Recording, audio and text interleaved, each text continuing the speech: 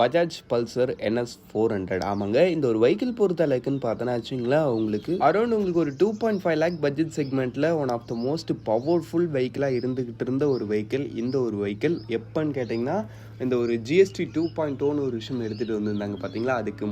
அதுக்கப்புறம்னு பார்த்தோன்னா ப்ரைஸிங்கான ஹைக்குக்கான வாய்ப்புகள் நிறைய இருந்துச்சு. அதுக்கு முக்கியமான ரீசன் என்னன்னு பார்த்தோன்னா, அந்த GST 2.0 அந்த ஒரு முக்கியமான ரூலு அந்த ஒரு 350cc அபோவ் இருக்கக்கூடிய வெஹிக்கிள்ஸுக்கு எல்லாத்தையும் டேக்ஸ் அதிகப்படுத்தியிருந்தாங்க. அதனால உங்களுக்கு வெஹிக்கிளுடைய ஓவரால் ப்ரைஸிங்குமே அதிகமாக இருந்துச்சு. இதை காம்படிட் பண்ணுறதுக்கு நிறைய பிராண்ட்ஸ் நிறைய டெக்னிக்ஸை பண்ணி பார்த்தாங்க. பட் ஆனால் ஒரு சில பிராண்ட்ஸ் ஒன்றும் பண்ண முடியாதுன்னு அப்படியே விட்டு ப்ரைஸிங் அதிகமாக்கிட்டும் உட்காந்துட்டு இருக்காங்க.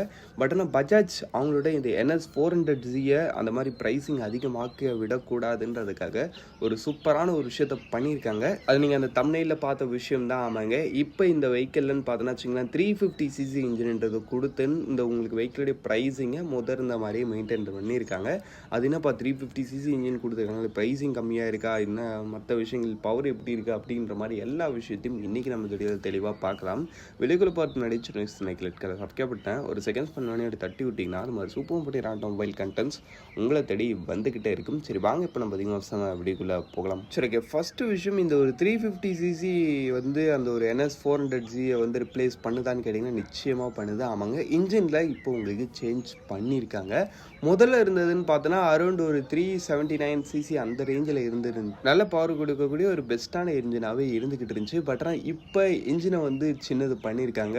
அதனால் உங்களுக்கு பவர் குறைஞ்சிருக்கான்னு கேட்டிங்கன்னா அது நீங்கள் ஸ்பெக் மூலமாகவே கேளுங்க. ஆவாங்க, இப்போன்னு பார்த்தோன்னா வச்சுங்களேன் இந்த ஒரு 349cc single cylinder 4-stroke 2 valve ஏர் cooled engine 4 valve liquid cooled engine மூலமாக இந்த வெஹிக்கிள்னு பார்த்தோன்னா வச்சுங்களேன் அரௌண்ட் ஒரு 40.6 PS ஆஃப் பவரும் 33.2 Nm ஆஃப் டார்க் ப்ரொடியூஸ் பண்ணுது. அப்படின்னு பார்க்கும்போது பவர் அந்த அளவுக்கு பெருசாக டிக்ரீஸ் ஆன மாதிரி இல்லைங்களா. ஆமாங்க, இருந்ததுக்கும் இப்போக்கும் கம்பேர் பண்ணால் 2.4 PS ஆஃப் பவரும் 1.8 Nm ஆஃப் டார்க் மட்டும்தான் குறைஞ்சிருக்கு. சேம் பவர் உங்களுக்கு ஆல்மோஸ்ட் ரிமைனிங் ஆகுது. பட் ஸ்லைட்லி ஒரு டிக்ரீஸ்மெண்ட் இருக்குது.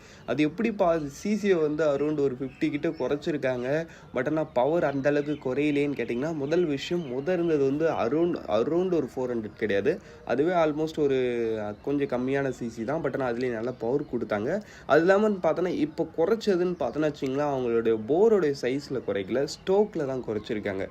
அந்த ஒரு சிலிண்டர் அப் அண்ட் டவுன் போயிட்டு வரும் பார்த்தீங்களா, அந்த ஒரு இதில் தான் அது மினிமலாக தான் குறைச்சிருக்காங்கன்றதுனால உங்களுக்கு வெஹிக்கிளுடைய சிசி குறைஞ்சிருக்கு. பட் பவர் அந்த அளவுக்கு குறையில, நல்ல ஒரு ஜாமெட்ரிக்கல் மெயின்டைன் பண்ணியிருக்காங்கன்றதுனால இல்லையே ஒரு நல்ல ஒரு சிசி டிக்ரீஸ்மெண்ட்டை கொடுத்து சேம் பவர் உங்களுக்கு இந்த ஒரு வெஹிக்கிள்ன்றது கொடுக்குது. சரி ஓகே, நெக்ஸ்ட்டுன்னு பார்த்தோம்னா வச்சிங்களேன் நம்மளுக்கு இதில் யூஸ் பண்ணியிருக்க அந்த ஒரு டிசைன். ஆமாங்க, உங்களுக்கு இன்ஜின் சேஞ்ச் பண்ணியிருக்காங்களே, அப்போ மற்ற விஷயங்கள் ஏதாவது சேஞ்ச் பண்ணியிருக்காங்களான்னு கேட்டிங்கன்னா நத்திங்.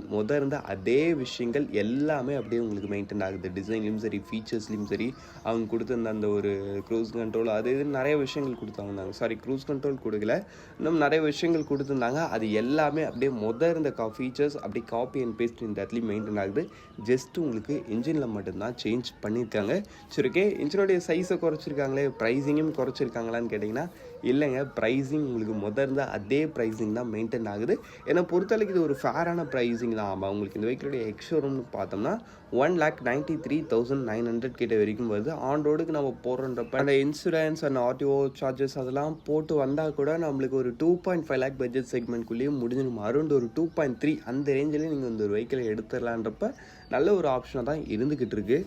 அதனால தான் பஜாஜ் இது ஆல்ரெடி ஒரு நல்ல ப்ரைஸிங்கில் தான் இருக்குது, இதுக்கு மேலேயும் ரெடியூஸ் பண்ண வேணான்ற மாதிரி திங்க் பண்ணியிருப்பாங்க. அப்படின்றப்ப இட்ஸ் ஓகே தான்ப்பா. பட் ஓவராலாக ஒரு நல்ல பவர்ஃபுல்லான அஃபோர்டபுள் ப்ரைஸிங்கில் கிடைக்கக்கூடிய ஒரு வெஹிக்கிள் ஓவர் ப்ரைஸ் ஆகாமல் ஒரு நல்ல ரேஞ்சில் மெயின்டைன் பண்ணியிருக்காங்க. சரி ஓகே, அவ்வளோதான் ஃப்ரெண்ட்ஸ். இந்த ஒரு அப்டேட் பற்றி நீங்கள் என்ன நினைக்கிறீங்கன்றதை கமெண்ட் செக்ஷன் லீவ் பண்ணுவீங்க. தேங்க்ஸ் ஃபார் வாட்சிங். Bye, see you later.